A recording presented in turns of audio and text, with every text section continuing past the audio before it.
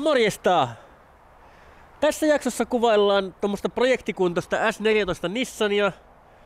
Otetaan siitä hyviä parit myyntikuvat tuossa mahdollisille ostajaehdokkaille ja käydään pulsaarilla koeajolla ja laitetaan siitä keulanippuun sisälokarit ja lokasuojat. Ja sekä käydään tutustumassa myös meidän uuteen simulaattorihuoneeseen, joka on yhteistyössä Leppävirta Racing Teamin kanssa. Näillä eteenpäin.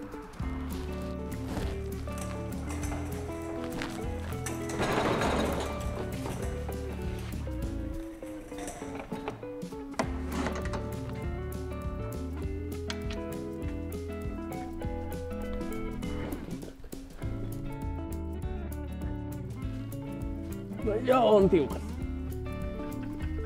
Ei näin. On joku laittanut ihan kiinni asti.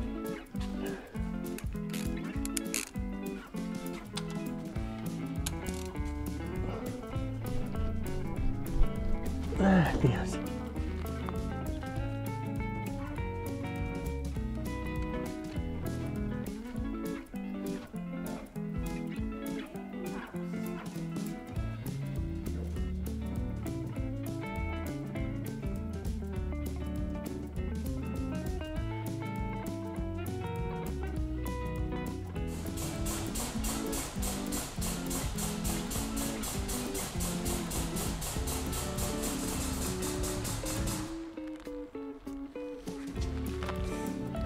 Sitten vielä jäähärit koneeseen ja akkua ehtimään.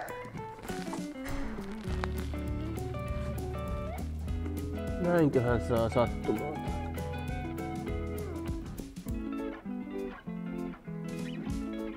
Ei ihan kaikki, mutta melkein. Nyt se alkas olemaan starttia vaille.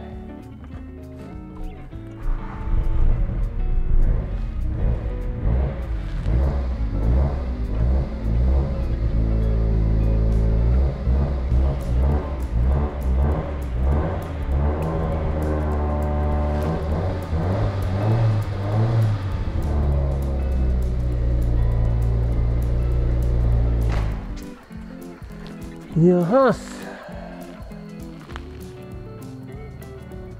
Suuttimme O-renkaista vuotaa 2 tuolta.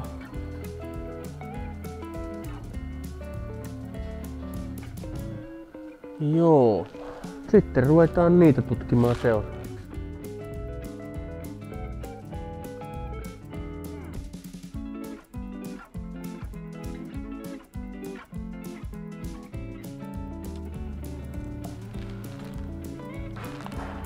Miltäs täällä näyttää?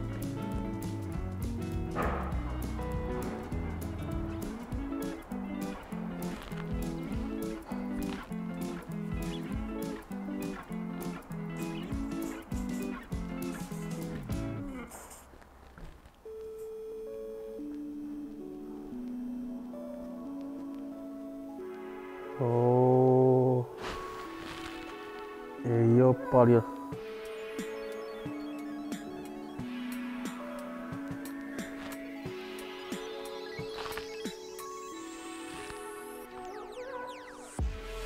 Nämä on todennäköisesti kaikki aivan vaihtokunnossa.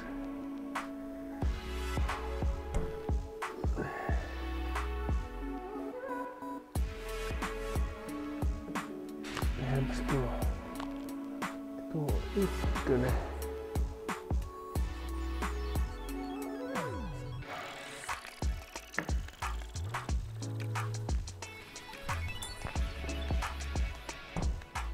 Joo, siinä oli vielä bensaa. Aivan riekaleina O-renkaita.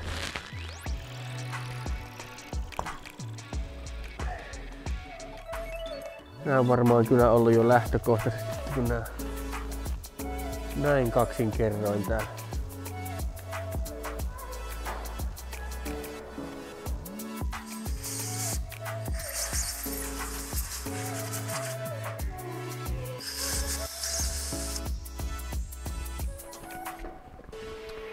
Suuttimme O-renkaat oli sen verran juurtunut tuonne tukin puolellekin kiinni, että piti hoonata nuo suutiistukat puhtaaksi. Ja nyt sitten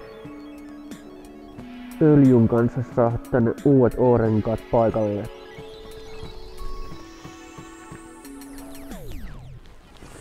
Noin, silloinpa olisi tukki valmis.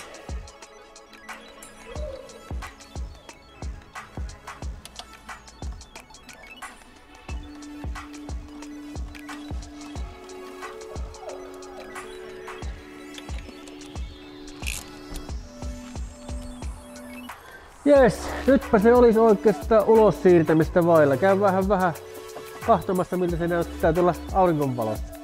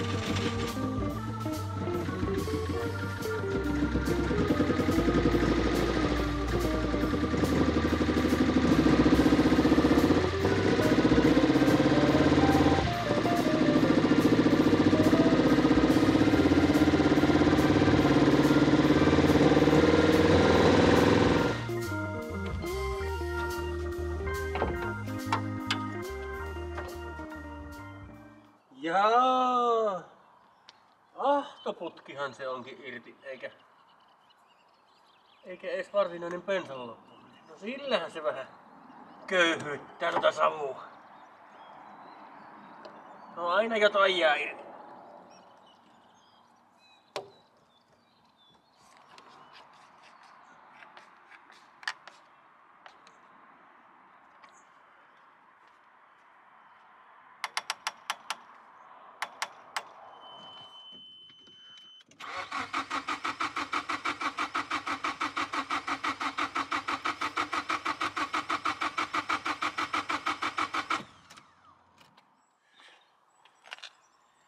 Eihän siinä muu auttanut, kun käy tulpat puhistamassa ja kuumentamassa kosanilla. Josko ne vielä siitä elpyisi. Nyt jos ei lähde tällä opin käyntiin, niin sit pitää vaan.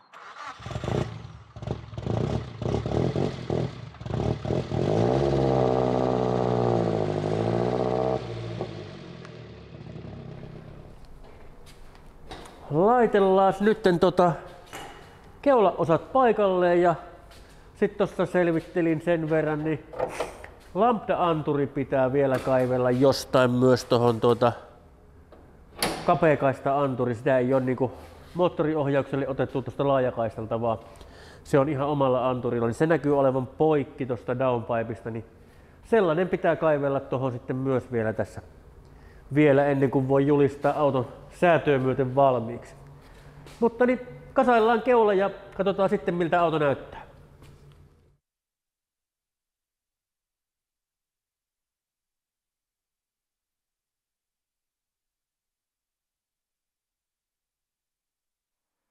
Sehän alkaa jo näyttämään autolta. Siinä on nyt keulaosat paikallaan vielä näköjään. Sisälokarit on vielä vähän kesken ja puskuri on vähän likaisempi vielä kuin muu auto, mutta tosiaan nyt keula on kasassa ja sehän alkaa näyttää todellakin jo ihan autolta.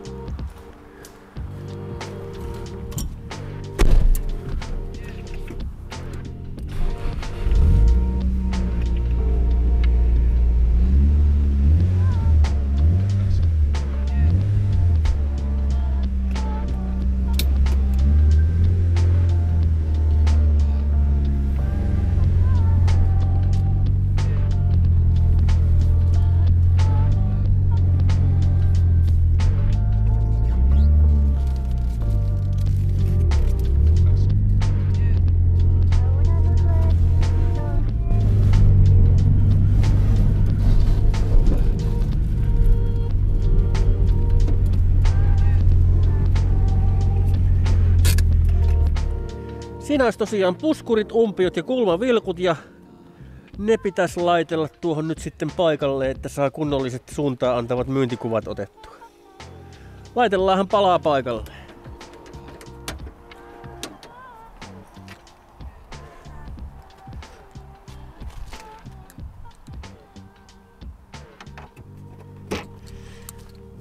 Mitenkäs ne lähtee istumaan konepellin kanssa?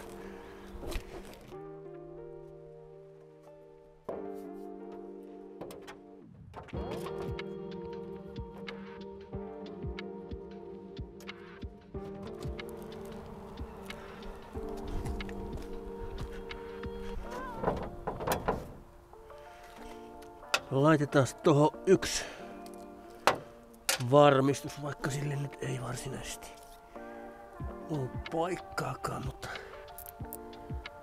ei ainakaan pääse taittumaan tuonne auton alle.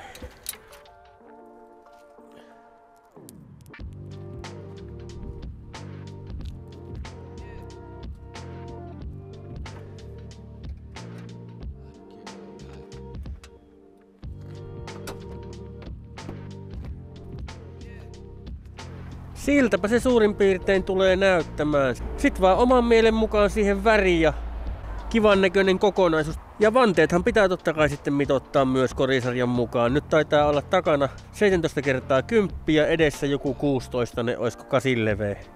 Mutta niin tämmönen Nissani on nyt kaupan ja sille jo alustavasti nyt on ostajakin jo tiedossa. Siksi tämä video itse asiassa kuvataan. Ajattelin vaan tehdä tästä nyt tämmösen sivujuontokontsan myös sitten tänne YouTuben puolelle. Kurkataanpas vielä sisälle. Tää on todella siisti sisältä. Airbagin anturi roikkuu ainoastaan ratin alla tuolla. Tää on aivan todella upeassa kunnossa sisustaltaan. Pois lukien tuota rattiakselia. Ja tuosta huomaa hyvin milloin tää auto on viimeksi ollut liikenteessä. Ei oo tommosta pioneeria ehkä ihan hetkeen myyty. Semmonen Nissani tulee nytten tarjolle tossa hetken päästä, mikäli tämä tämänhetkinen varaaja ei sitä sitten lunasta. Eli kyseessä on vuoden 1994 S14, todella siistikuntoinen, vähän reilu 200 000 ajettu. Täältä löytyy hiilikuitu takakontin luukkua, siinä nyt on pientä lakkavikaa, mutta sen saa siististi kuitenkin maalauksen yhteydessä entrattua. Ja sitten on hiilikuitu konepelti, tommonen skuupillinen ja täysi paketista vedetyt S14A kirkkaalla linssillä olevat umpiot sekä nurkkavilkut. Sitten ihan japsi valmisteinen korisarja. Se on tullut vuosia sitten jo Japanista. Ja sitten siellä on perusmodit, putkistoa, kuuleria, teidin tolppasarjaa, teidin EDFCtä. Ja konehuoneen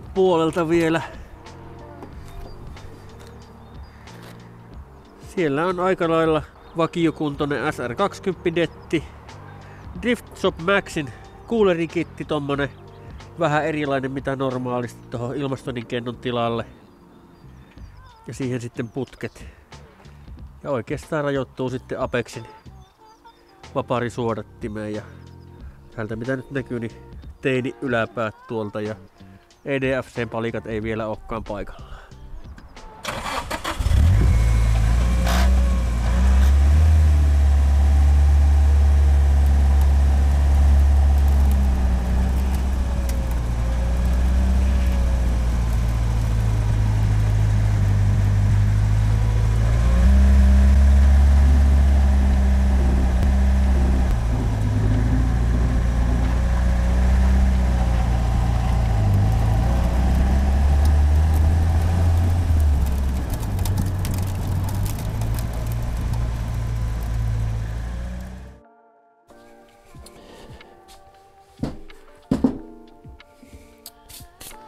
Jatketaanpas 3/4 projektia tästä öljypohjasta nyt sen verran, että leikellään tosiaan täältä tätä ylimääräistä neliveto öljypohja-aikaista osaa poikki, että se mahtuu kiertämään sopivasti justiinsa etuapurungon tuosta. Eli tää on R32 GTR-öljypohja, josta oli jo aikaisemmin leikattu tämä jakolaatikon mollikka tästä poikkeen. Ja tätä on jo pikkusen aloiteltu. Kerkisin leikata tuosta toiselta puolelta tuon vetarin kiinnityslaipan pois. Ja sitten täällä öljypohjan sisältä löytyy tämä niin kuin vetoakselin läpimenoputki, niin tuo otetaan kokonaan tuolta pois. Se ei ole edes alumiinia, se on terästä. Niin sitten vaan hitsataan tänne laput kiinni, saadaan sekin öljytilaa käyttöön siitä. Ja katsotaan sitten tuonne kun sovitellaan autoa, että tehdäänkö tähän sitten vielä isommat nämä laajennuspatit molemmille puolille, niin saadaan sitten öljytilavuuttakin kasvatettua. Mutta niin mennään nyt alkuun sillä, että varmistetaan, että se edes käy tuonne apurunkoon ja poistetaan tuo putki tuosta välistä ja hitsaillaan nuo vähimmäismäärä nyt ainakin umpeen tosta, niin sillä nyt alkuun. Ei kun vaan rukkasta käteen ja leikkomaan.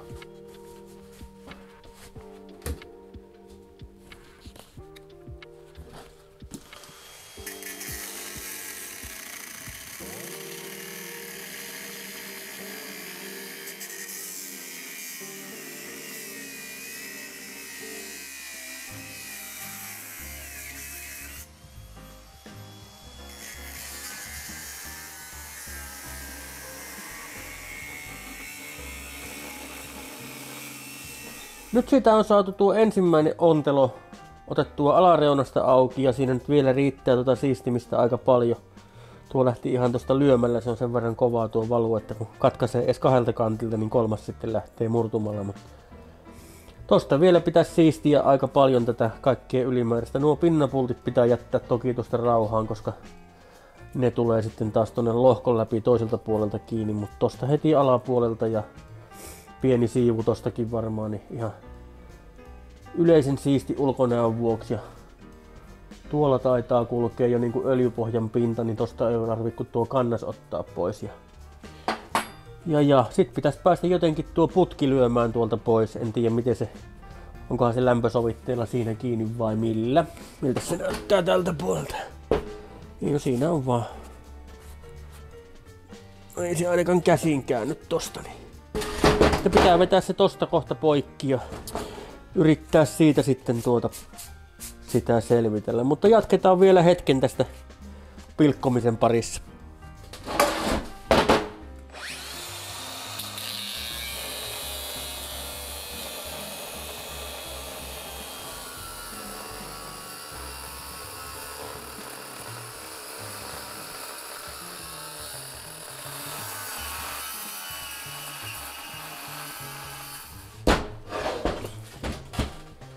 No nyt sieltä on vielä tohon jäi nyt vielä tommonen pien noppa. Loppu akut, vaikka yritin 4 akkua tuossa kierrättää koko ajan, mutta niin nyt voitais yrittää putkea saada tosta pois. muuten se rupeaa nyt olemaan aina niinku siistimistä vailla tosta. Ja niin, lähtisiköhän tuo putki ihan lyömällä vai mikähän siinä on niinku lämpö? Tää lähteekin ihan näköjään. Ainakin tuon verran se hyppäsi nyt tuosta heti.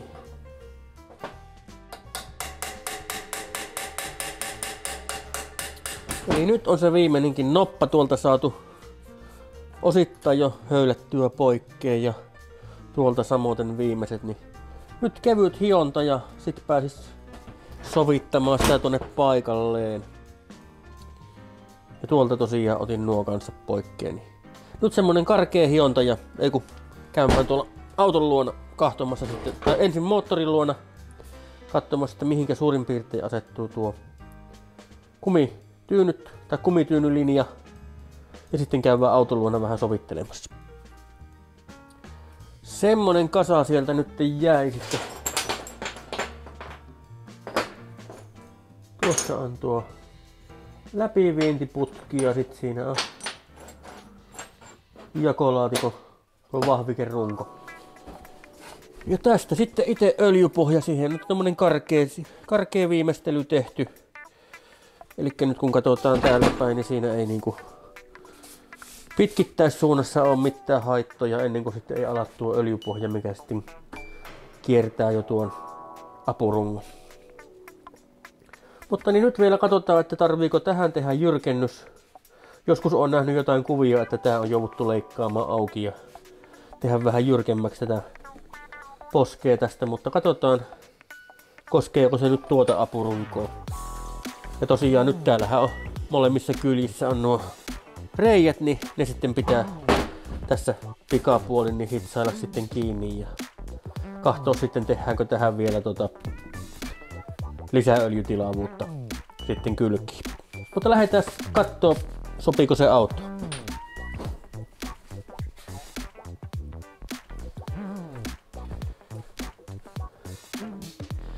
Siitäpä merkkaillaan nuo kumityynyjen paikat tänne ja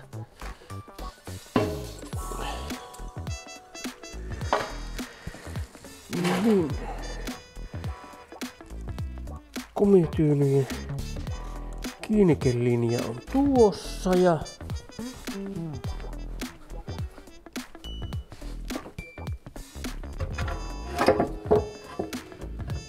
elikkä se tulisi tuota myöten tuon. Mitenköhän alas se sinne laskeutuu? Tuolla on merkki. Tuolla on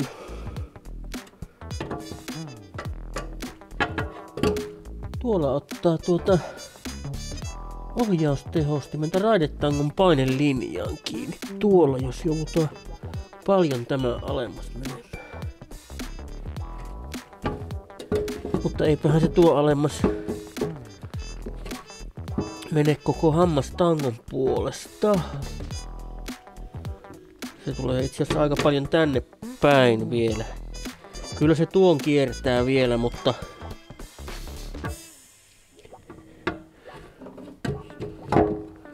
suurin piirtein tossa kohti se niinku jäis olemaan.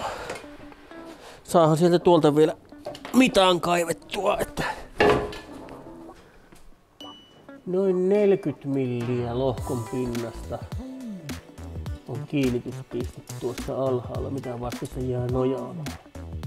Ehkä jopa 45 milliä. Mitenkä se nyt sitten pitäisi ymmärtää? Niin, eli nyt mitataan tuolta 45 milliä auton puolelta ylöspäin ja öljypohjan tasopinta jäisi niinku sille korkeudelle. Eli tosta 45 milliä. Niin se jää silloin. Hyvin siinä on vielä tilaa. Kyllä se siihen pitää sattua. No nyt vaan siistiminen siihen ja sit ei kun öljypohjaa puhistukseen ja paikalle. Nyt kun R34 saatiin pikkusen eteenpäin, niin lähdetäänpä tuossa alkujuonossa mainostettuihin simulaattorihommiin.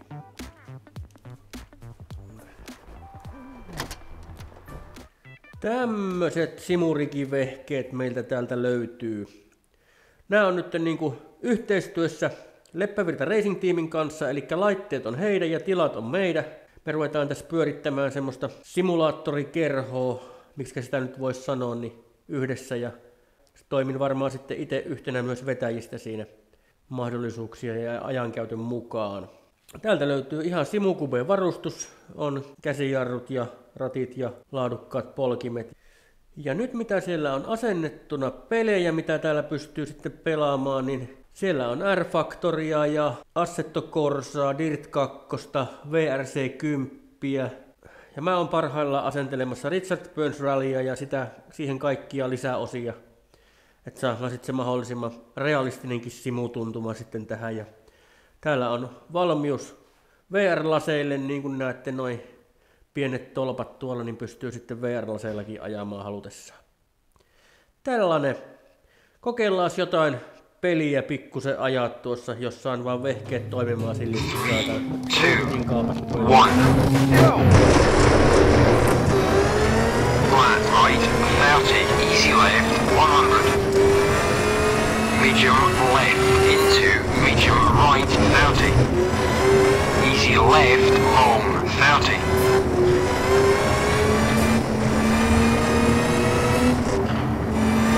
Easy right, 50. Flat right, over crest, 70, key left, 50. Flat right, over crest, 30, easy right, long, 100. Flat right, 70, easy left, 30, easy right, tightens into, easy left, 50. Over crest, into, easy right, 30, easy left, over crest, 200. Easy left, into, fast right, 30, easy left, 70. Easy right, long. Over crest, 70. Easy right, into, caution, 100. Flat right, into, easy left, flat right, 30, caution. Easy left, tightens, into, fast right. Medium left, 200.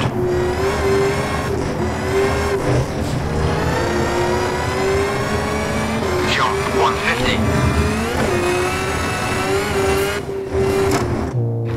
Medium left 50. Flat left. Over crest into fast right 50. Over crest into fast left, caution, easy left 150. 90 right 50. Flat left. Pikkusen leveästi. Ei anneta häiritä. Flat right, over crest, 150. Easy left, over crest, 70. Flat right. Easy left, cut into, fast right, long, 200.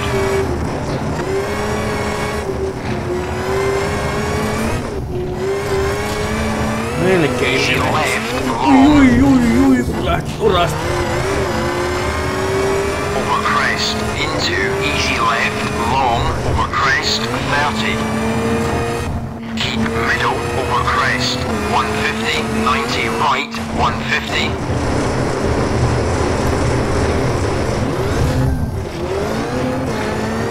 Flat right, Se meni long, suht hyvin 100. hairpiniksi. Easy left, 100. Over crest, into, medium right, medium left. Älä kaadu. Flat right, into, easy left, 70. Forward, medium right. Over crest, into.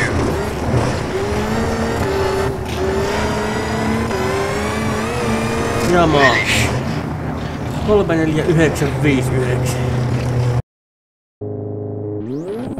3, 2, 1.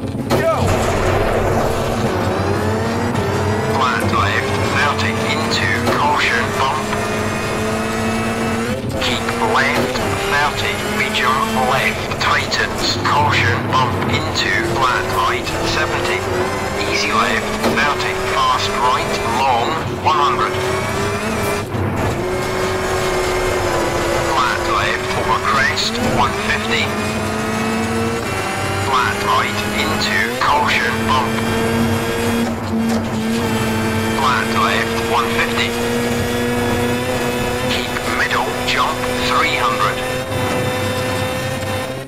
Keep middle over crest 200. Flat right 150. Fast left tightens 100. Easy right 70. Fast left 70. Easy right 50. Keep middle over crest. Flat left 100. Over crest into fast right 100. Flat left 50. Easy left tightens 30. Easy right into. Keep middle over crest. Easy left 50. Easy right 100.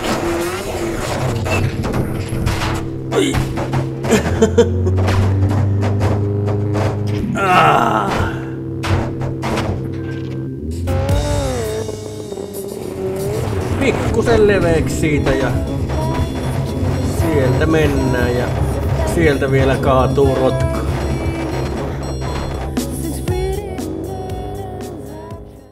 Flat left 30, caution bump. Keep left 30, medium left tightens, caution bump into flat right 70. Easy left Vähän 30, pientä fast haparointia right alkuun 100. siihen ja vähän rytmi sekaisin kivasti, niin tähän alkaa tosi hienosti. Flat right into caution bump. High speed Flat osio, left 150. ihan Middle läppälattia. jump 300. Keep middle over crest 200. Flat right 150. Fast left tightens 100. Easy right 70. Hippa väistettiin iso kivi. Fast left 70. Easy right 50. Keep middle Tää saa tulla over näköjään crest. ihan yllättävän Flat left kovaa. 100. Over crest into fast Tähän right pitää 100. vähän sen Flat left 50. Easy left tightens 30. Easy right into. Keep middle over crest. vielä siitäkin selvittiin niukka naukka. Vähän Easy right hakkaa. 100. Kyllä nyt on rytmi sekaisin pahasti. Flat left 100 over crest into easy right 70 fast right over crest easy left 50 easy left over crest flat left 50 flat right over crest easy right into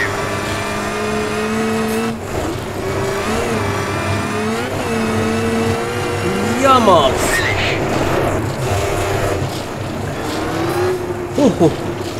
Menihän se maaliin asti.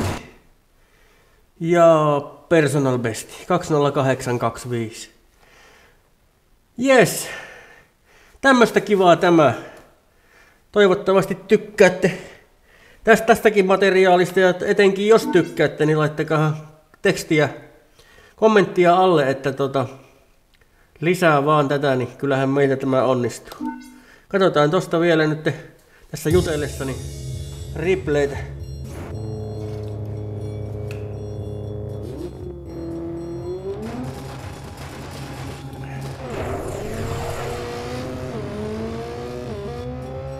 Oli kovasti haparointia pätkän aikana, mutta maaliin kuitenkin ja pohja-ajalla.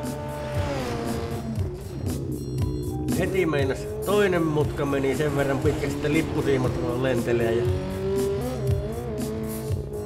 siitä vähän ylimääräistä leikkausta. Ja Sieltä vähän leveäksi ja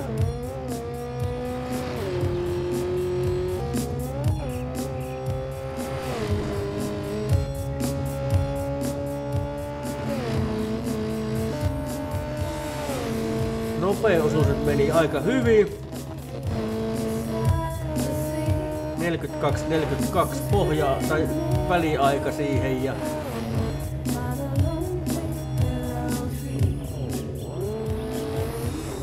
siitä melkein taas 2 pyörälle ja se meni hyvin. Missä sitä ohjelmaa oli? Tuo tulee tosi nätisti, vähän pikkupomppu siitä sisäkurvista.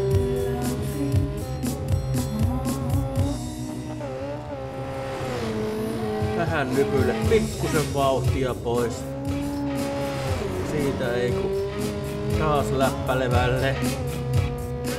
1.28.7 väliaika. Sieltä vähän ulkokurvista. Tämä taisi mennä vähän sen tonne leveille linjalle. Siellä ehkä 1,5 sekuntia hävittiin noin.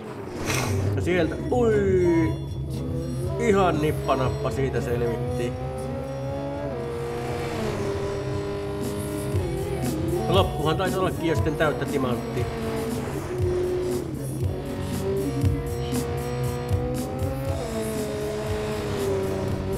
Kyllä, se tulee kauniisti.